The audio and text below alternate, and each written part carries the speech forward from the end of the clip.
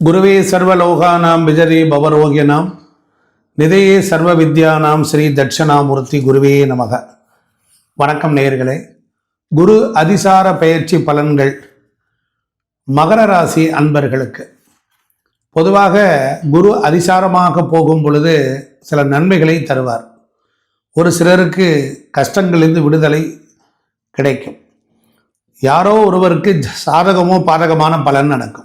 October 18 2025 December 5 வரை இந்த இடைப்பட்டுள்ள காலத்துக்கு மட்டும்தான் இந்த பலன் பொருந்தும்.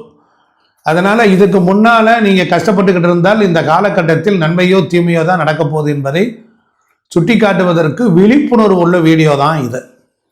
நம்ம இந்த மகர ராசிக்காரர்கள் எப்படிப்பட்டவங்க நிறைய பேர் கேட்குறாங்க. பொதுவாக காலச்சக்கரத்திற்கு 10ஆம் இடம் கர்மஸ்தானத்தை அடிப்படையாக கொண்டது தான் இந்த மகர ராசி. மகர ராசி சனியினுடைய வீடுகளில் 2 வீடுகளில் மகரம் சனியினுடைய ஆட்சி வீடு. சனி பகவான் பற்றிய ஒரு கருத்துக்கள் அதிகமாக இருக்கும். இவங்களுடைய கேரக்டர் இவங்களுடைய எப்படி இருக்குங்கிறத கொஞ்சம் நாம் தெரிஞ்சுக்குவோம்.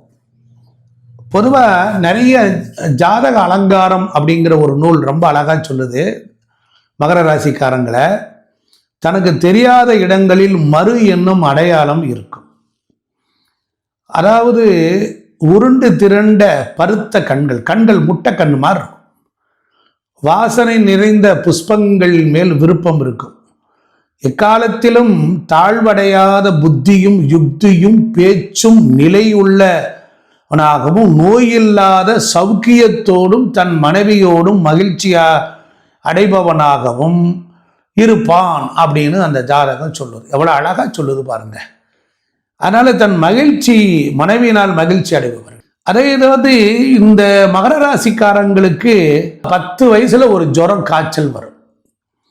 32 வயதுல சிலருக்கு அந்நிய தேச சஞ்சாரம் வந்துடும். அதே போல இவர்களை சுவர் பார்த்தால் 67 வயது வரையிலும் பிரச்சனை இல்லாத வாழ்க்கை.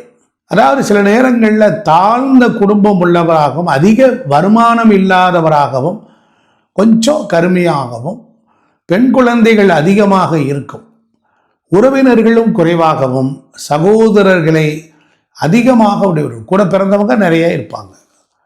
அதனால் இவங்க பராக்கிரமத்தில் எங்கே இருந்தாலும் இவங்களுக்கு கௌரவத்துக்கு தாழ்ந்த மனைவிதான் அமையும். ஆனால் அவளிடம் அதிக ஆசை உள்ளவராகவும் அதிகமாக பகைத்து கொள்பவராகவும் இருப்பார். பெரும்பாலும் முடி கொட்டிடுது, குறைந்த தலைமயிர் உடையவராக இருக்கிறாங்க. இவங்க மனதினுடைய ஆழத்தை அறிந்து கொள்வது ரொம்ப கஷ்டம். மிகவும் அழுத்தக்காரர்கள். எதையும் வெளிப்படையாகவும் கிண்டலாகவும் பேச்சை மாற்றிடுவாங்க. ஒரு சில நேரம் பார்த்தீங்கன்னா நல்ல தெளிவாக பேசுவாங்க, ஒரு சில நேரங்களில் வேறு விதமாக இருக்கும். அதனால் இவங்களுடைய அந்தரங்கத்தெல்லாம் வெளியில் தெரிஞ்சுக்கிறது காட்டிக்கவும் மாட்டாங்க. இவங்களை புரிந்து கொள்ளவே முடியாது. புரியாத ஒரு புதிராக இருப்பார்கள் மகர ராசிக்காரர்கள். செயல்பாடுகளில் ஒரு மாதிரியாக இருக்கும். ஒரு சமயம் அதிபுத்திசாலி போல இருப்பாங்க.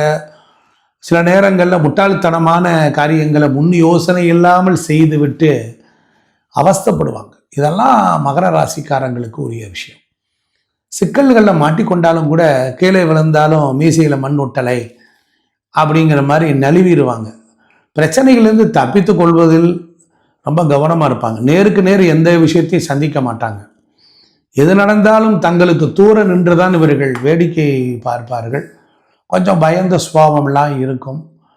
ஆனால் அதே நேரம் சாது மிரண்டால் காடு கொள்ளாது. அதுபோல் அதை மெய்ப்பித்துருவாங்க. சில நேரத்தில் கடுமையாக நடந்துருவாங்க. சம்பாதிப்பதை யாரும் அறியாத வண்ணம் வச்சுருப்பாங்க. என்ன சம்பாதிக்கிறார், என்ன கமிஷன் வருது, எப்படி சம்பாதிக்கிறார், எப்படி பணம் சம்பாதிக்கிறார், அதெல்லாம் யார்கிட்டையும் தெரிய விடாமல் சீக்ரெட்டாக வச்சுருப்பார். எதையும் கமுக்கமாக செய்வார். எதையும் அலட்டி கொள்ளாமல் நிதானமாக தன்னை வெளிக்காட்டிக்குவார். சமயத்தில் கொஞ்சம் புருடா ரீல்லாம் அதிகமாக விடுவார். ஆனால் தங்களால் எல்லாம் செய்ய முடியும் என்று உயர்த்தி பேசுவார். அதனால் வெளியிடங்களில் சொந்த ஊர்களில் தனக்கு தெரிஞ்ச பழகிற இடத்துல ஜெயிக்க முடியும். வெளியிடங்களில் சரியாக வர்றதில்லை. ஆனாலும் கொஞ்சம் வீண் ஜம்பம் அந்த மாதிரி பேச்சுக்கெல்லாம் கலந்து வரும். அது தவிர்க்க முடியாது. அதனால் தரைக்கு முதலைக்கு வந்து தண்ணீரில் தான் பலம், தரைக்கு வந்துட்டு அதுக்கு பலம் இல்லை. ஏன்னா முதலை உள்ள ராசி. பெரும்பாலும் இவங்களுக்கு மனைவி வந்து கொஞ்சம் திருப்தியாக அமையவில்லை. அவங்களிடத்துல கொஞ்சம் சற்று பயம் இருக்கத்தான் செய்யும். மனைவிக்கு தெரியாமல் சில அந்தரங்க விஷயங்கள்லாம் இருக்கும், நம்ம அதை பற்றி பார்க்க வேண்டாம். அதுபோல் இவருடைய வாழ்க்கையில் இவருக்கு இந்த மகர ராசிக்காரர்களுக்கு குரு பகவான் வந்து தைரிய வீரிய விஜய ஸ்தானாதிபதியும் 12ஆம் இடம் அயன சயன போக ஸ்தானாதிபதியும் வருகிறார். அதனால் வந்து மிக எச்சரிக்கையாக இருந்தாலும் ஒரு ஏமாளி தான். சில நேரத்தில் கோட்டை கட்டுவார். அதாவது சற்று ஏமாளிகள் தான். நாளைக்கு பலாக்காய் கிடைக்கும் என்றால் இன்றைக்கு கிடைக்கக்கூடிய கலாக்காயை எல்லாம் விட்டு விட்டு பலாக்காய்க்காக காந்திருப்பார். உங்கள்கிட்ட பேராசை தான் இதற்கு காரணம். போதும் என்ற ஒரு திருப்தி எதிலுமே இவங்களுக்கு ஏற்படுறதில்லை. அதனால் வேண்டுமென்றே கிடைப்பதை ஏமாற்றமாக போச்சா அப்படியே சோர்ந்துருவாங்க. அக்கம் பக்கத்தில் உள்ளவங்களோட சகஜமாக பழகாத ஒரு சங்கோஜமான பேர்வழி தான். உறவினர்களிடத்துலையும் பணியாட்கள் இடத்துலையும் ஊழியர்களிடம் சரளமாக பேச மாட்டாங்க. வார்த்தைகளை கூட சிக்கனமாக பயன்படுத்துவாங்க. பொதுவாக வந்து காசு பண விஷயத்தில் கொஞ்சம் கராரான பார்ட்டி தான் அவங்க. புகழ்ச்சியில் மயங்கி கொடுத்துருவாங்க. சில நேரங்கள் சில 12 ராசியிலே ரொம்ப சிக்கனமான ராசி என்பது இந்த மகர ராசி தான். ரொம்ப சிக்கனமாக இருப்பாங்க. இவங்களுக்கு இந்த குரு அதிசார பயிற்சி எப்படி இருக்கும்? மகர ராசிக்காரர்களுக்கு குருவின் அதிசார பயிற்சி பலன்கள் எப்படி என்று பார்ப்போம். பொதுவாக இவர்களுக்கு 11ஆம் இடத்தையும் 1ஆம் இடத்தையும் 3ஆம் இடத்தையும் 11, 1, 3 இந்த வீட்டை மகர ராசிக்கு குரு பகவான் பார்வையிடுகிறார்.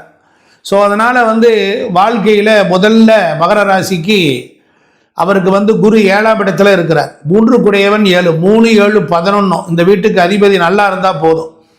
அவர்கள் வாழ்க்கையில் ஒரு மாற்றம், ஒரு முன்னேற்றம், ஒரு வெற்றி, ஒரு புதிய இடம், ஒரு புதிய சூழல், தங்கள் விருப்பத்தை தகுந்தபடி அந்த இடத்தை மாற்றி அமைத்தல், விருப்பமான நிகழ்வுகள், இவைகள் எல்லாத்தையும் நடத்தி கொடுத்துருவார். காரணம் என்ன என்றால் முயற்சி ஸ்தானம் வெற்றி ஸ்தானத்தின் அதிபதி சமசப்தமமாகிய 7ஆம் இடத்தில் போய் உச்சம் பெறுவது, அதுதான் இங்கே இருக்கக்கூடிய ரகசியம்.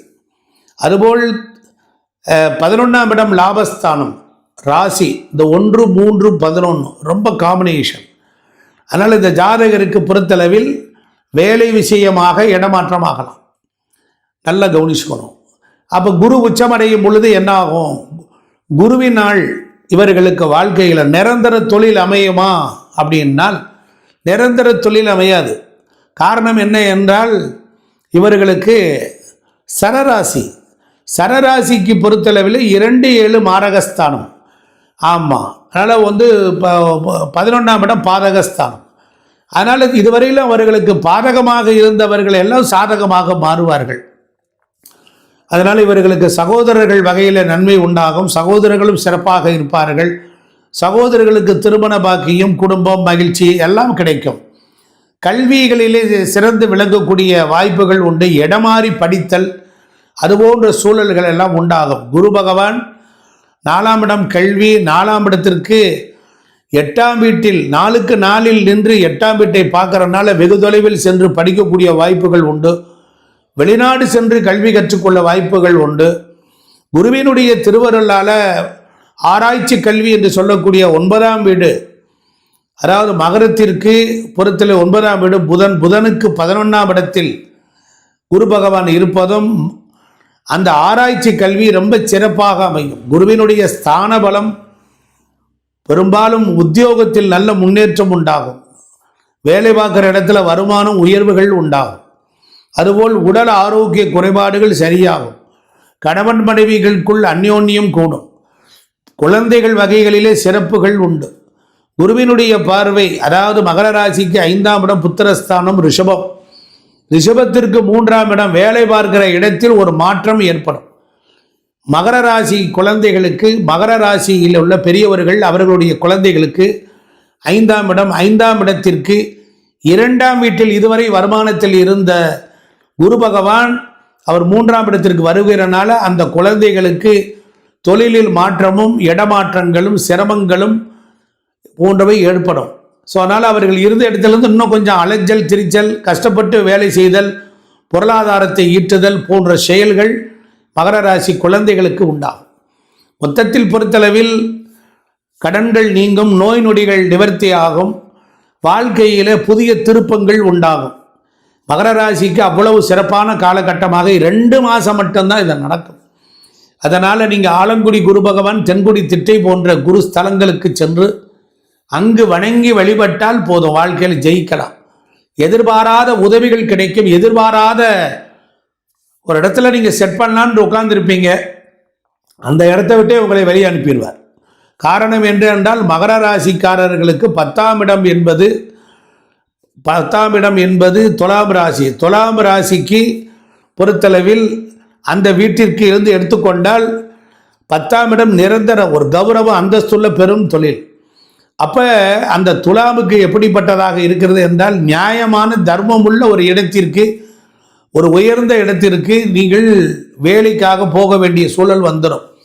10க்கு 4ஆம் இடம் கேந்திரத்தில் 10க்கு 10இல் குரு பகவான் உச்சமடைவதும், உங்கள் ராசிக்கு சனி, உங்கள் ராசிநாதன் உச்சமடைகிற வீட்டில் அந்த நாதனை சனி பகவானை குரு பகவான் பார்ப்பதும் உங்களுக்கு ஒரு அற்புதமான காலகட்டம். 2இல் ராகு, 3இல் சனி, 7இல் குரு பகவான், 8இல் கேது பகவான். ஸோ அதனால் கடன் வாங்காமல் பார்த்துக்கணும். குழந்தைகள் வகைகளில் ஏதோ ஒரு சிக்கல்கள் இருக்கும், அதையெல்லாம் தீரக்கூடிய காலமாக இருக்கும். பிரார்த்தனை செய்தால் வெற்றி உண்டாகும். நன்றி, வணக்கம்.